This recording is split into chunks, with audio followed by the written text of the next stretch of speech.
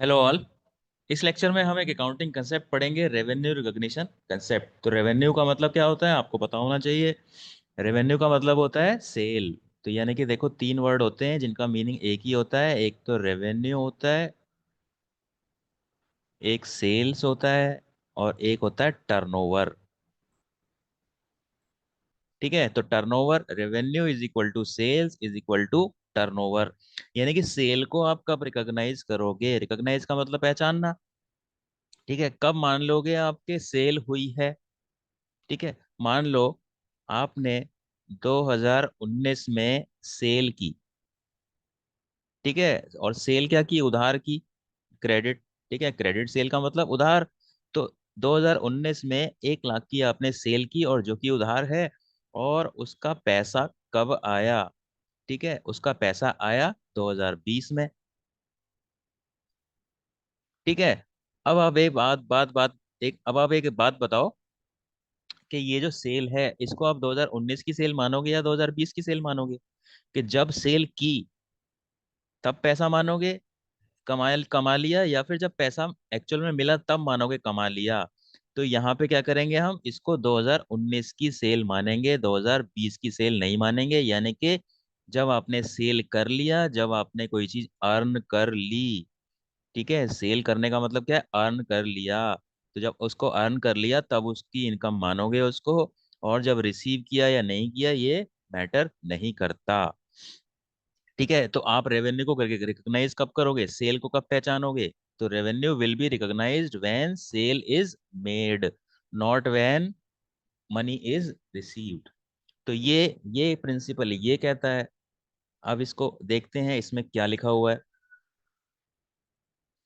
According to this concept, revenue is considered to have been recognized या फिर earned when the transaction takes place. Transaction takes place का मतलब जब आपने cell किया है, and the obligation to receive the amount has been established. तो जब आपने देखो सामान बेच दिया तो आपका ये राइट बन गया कि आपको पैसा मिले। ठीक है, और actual receipt of the amount is not relevant. तो मैंने आपको क्या बताया था कि जब सेल किया आपने तभी मान लोगे आपने सेल कर लिया है, और जब पैसा मिला या नहीं मिला ये मैटर नहीं करता।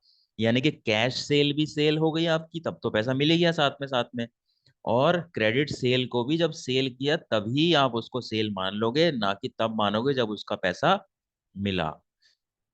For example, if goods are sold in March on credit and the money is received on April। देखो, मार्च एक साल में होता है, अप्रैल दूसरे साल में होता है। अगर आप फाइनेंशियल ईयर की बात करो, अप्रैल टू मार्च ईयर होता है। ठीक है, तो मार्च क्या है, एक साल में आएगा और उससे अगले साल में अप्रैल आएगा। ठीक है, in such case revenue is considered as earned in the month of March itself because a right for the seller and an obligation for the buyer has been created in March month itself. यानी कि आपने जब cell किया तब आपका जो अधिकार है पैसे मिलने का उस सेल का क्रिएट हो गया, और जिसने खरीदा है उसका पेमेंट करने का जो ऑब्लिगेशन है, रिस्पॉन्सिबिलिटी है, वो क्रिएट हो गई। तो यानी कि जब आपने सेल किया तब आप उसको सेल मानोगे, ना कि तब मानोगे जब उसका पैसा मिला। तो ये आपकी रेवेन्यू रिकॉग्निशन की जो कंसेप्ट है ये बोलती है। अब देखो आपकी बुक में एग्जैक्ट लाइंस क्या है। According to revenue recognition concept, revenue is considered to have been realized when a transaction has been entered into। transaction जब enter हो गई है मतलब जब आपने सेल कर दी है, and the obligation to receive the amount is established। तो ये चीज हमने पहले देख ली है। It is to be noted that recognizing revenue and receipt of an amount are two separate aspects। देखो, सेल करना और उसका पैसा मिलना दो एकदम अलग अलग चीजें हैं। तो let us take an example to understand। an enterprise sells goods in February 2018 and receive the amount in April। वही बात बोली है इन्होंने दोबारा कि फरवरी में सेल किया है और अप्रैल में पैसा मिला है। फरवरी दूसरा साल होता है और अप्रैल दूसरा साल होता है।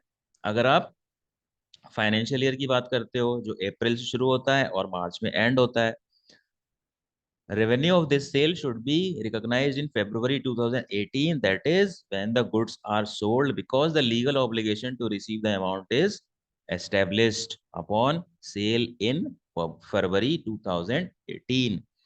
So let us take another example। Suppose an enterprise has received in advance in February 2018 for the sale to be made in May 2018। यहाँ भी देखो पहले एडवांस मिल गया 2018 17-18 में, और 2018-19 में आपको सेल करनी है। तो जब सेल करोगे तब आपकी सेल मानी जाएगी, ना कि जब एडवांस मिला है। पैसे का मिलना या जाना रेलिवेंट नहीं है।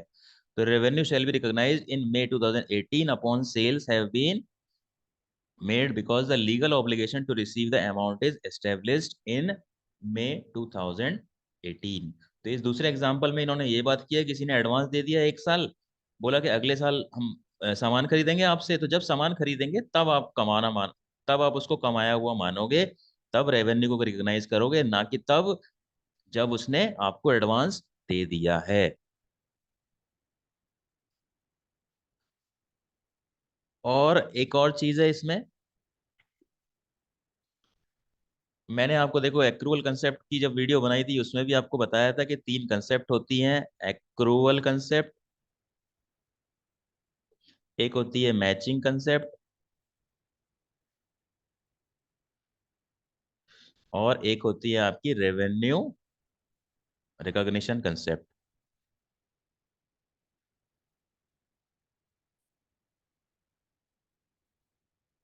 तो मैंने आपको एक्रूवल कंसेप्ट की वीडियो में भी बताया था कि इन तीनों का मतलब एक ही होता है।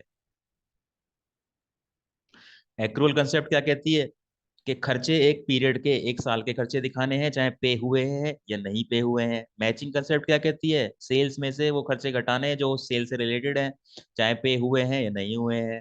ठीक है। रेवेन्यू रिकॉग्निशन क्या बोलती है कि सेल को कमाया हुआ तब मान लोगे जब आपने सेल करी, ना कि जब पैसे मिले हैं। तो पैसे का मिलना या पैसे का जाना इतना रेलिवेंट नहीं है।